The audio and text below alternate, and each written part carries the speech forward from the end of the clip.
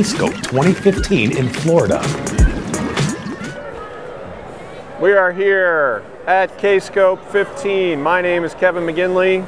I'm Stewart Bryson here in the beautiful Hollywood, Florida, just outside Miami. And we're here with Mike Durran. Dr. Mike Durran. And his pet alligator. Crocodile. It's an alligator. Or is it a crocodile? I don't know. Do we even know?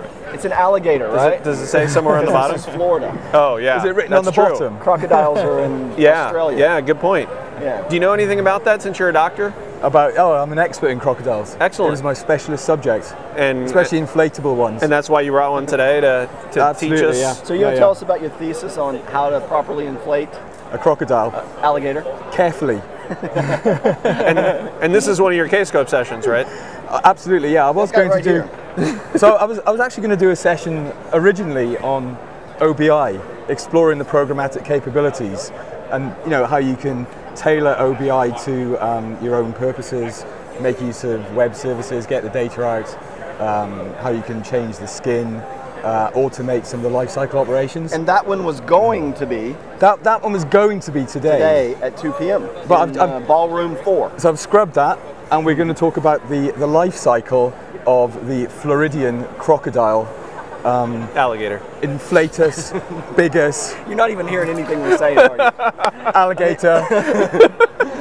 I mean, tell me now and I'll stop talking for the rest of this. That's all right. Tell you what. So, Mr. Crocodile, how many times have you been to Kscope? So, Mike, as I look back through the many Kscope marketing materials I've seen over the years, I count that you have given this talk at least 6 times. Absolutely, yeah. So is it? I'm hoping to get it right this time. Are you just mailing it in year after year? Can you not even be Seems bothered to write something new? That's the plan, yeah. What is new about this year? What's the difference compared to last year? Don't say nothing. I've changed the colours on some of the slides. In seriousness, because we do serious. I have actually changed the architecture slides. So it's a new way of presenting the information. Now, last year you reptilian. You did this presentation last year. Is that true? I did. It wasn't 12C based then? No. It was okay. So it's not this year either. Damn it! Is it not? No. Literally, this is the same one as last year. Yes.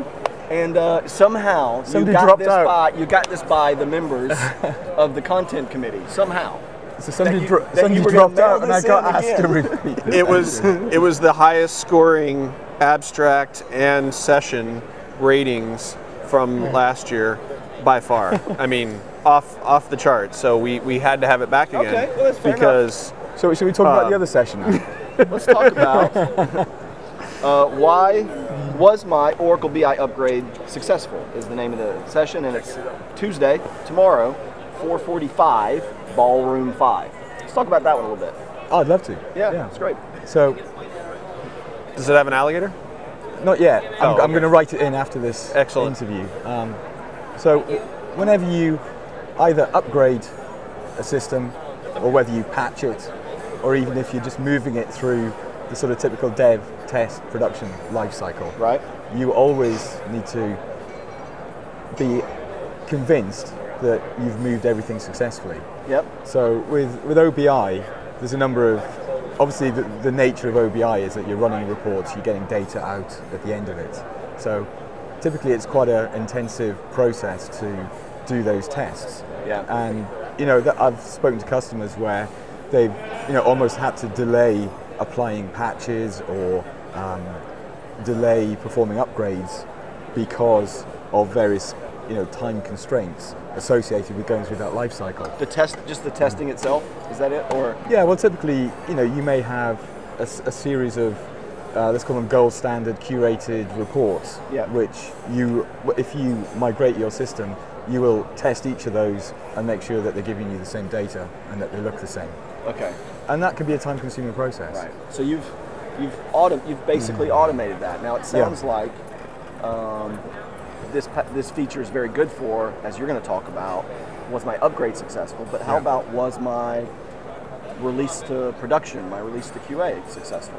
Can it be used for that as well? Yeah. So whenever you need to move an environment from one place to another, then you will be able to use this command line tool. So we're calling it the baseline validation tool. The baseline refers to this curated standard library of reports. You will be able to use this command line tool separate to OBIEE at the moment. Install it. It's going to be it's not actually released yet. We're about to go into a beta testing program. But when it is released, sometime in the next calendar year, you'll be able to download it, unzip it, command line tool, connect to each of your systems, define.